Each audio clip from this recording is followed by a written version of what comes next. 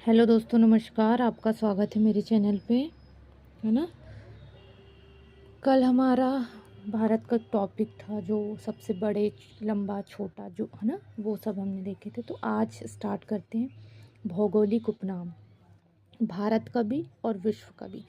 जैसे, है ना, कोई भी मंदिर है ना, कहाँ जहाँ का भी वो मंदिर है तो उसको और किस नाम से जाना जाता है, क्या है उसकी खासियत, है ना। तो वो उसके उपनाम हो गए और उसके नाम हो गए। ये इम्पोर्टेंट चीज़ है, ये भी एग्ज़ाम के पॉइंट ऑफ व्यू से बहुत मोस्ट इम्पॉर्टेंट है। तो आता भी है और याद भी हमको रखना है ना। तो दोनों मोस्ट इम्पॉर्टेंट है। तो देख लेते हैं। देखिए, भौगोलिक उपनाम, भारत भी ऐड है इसमें और विश्व का भी ऐड है ना।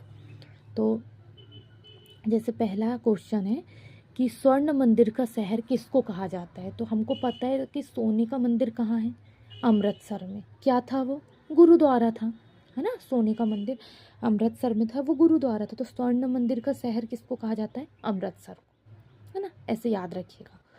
पोप का शहर, पोप का शहर है रोम। अब रोम कहाँ है? इटली में।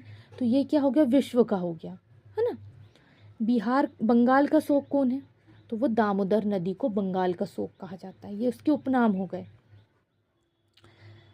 हाईटेक सिटी कौन है? वो है हैदराबाद, है ना।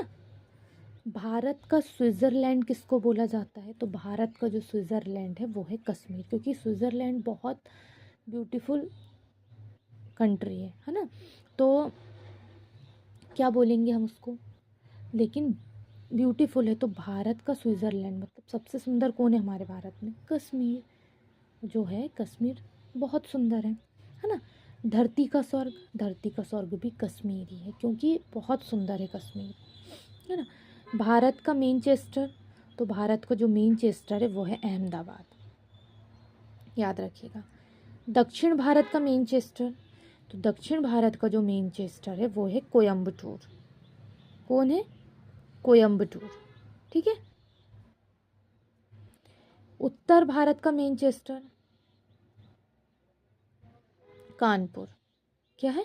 दक्षिण भारत का कोयम्बटूर, उत्तर भारत का कानपुर। श्वेतनगर, श्वेतनगर है बेलग्रेड। कौन है? बेलग्रेड जो है वो श्वेतनगर है, उसको हम श्वेतनगर मानेंगे, बेलग्रेड को। चीन का शोक हांगो नदी, है ना। हांगो जो नदी है वो चीन का शोक है, चीन का शोक बोला जाता है उसको।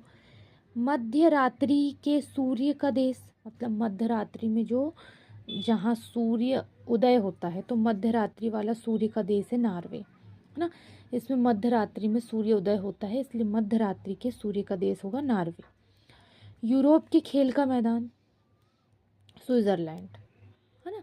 कुछ उपनाम है, जैसे हम उसको उसके बेस पे वो राज्य हो गए, देश हो गए, है ना, हम वो याद रख सकते हैं।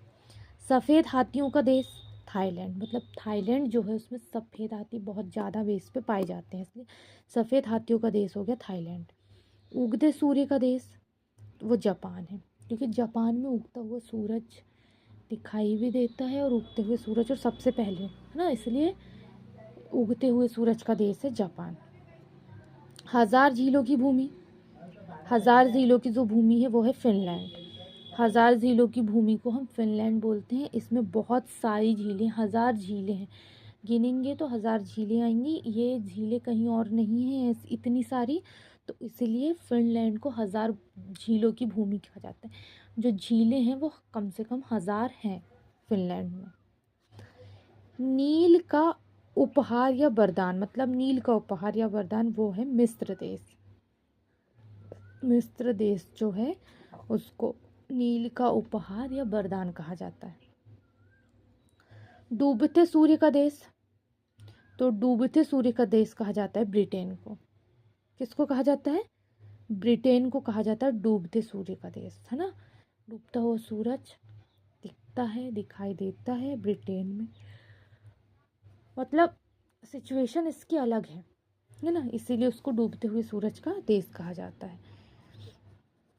यहाँ तक हमारा उपनाम और जो नाम थे ये हो चुके हैं, है ना। उसके भौगोलिक नाम हमारे भारत के, विश्व के, मतलब निकनेम आप जैसे बोलते हो ना, वैसा ही है कि छोटे बेस पे हम क्या याद रख सकते हैं, है ना।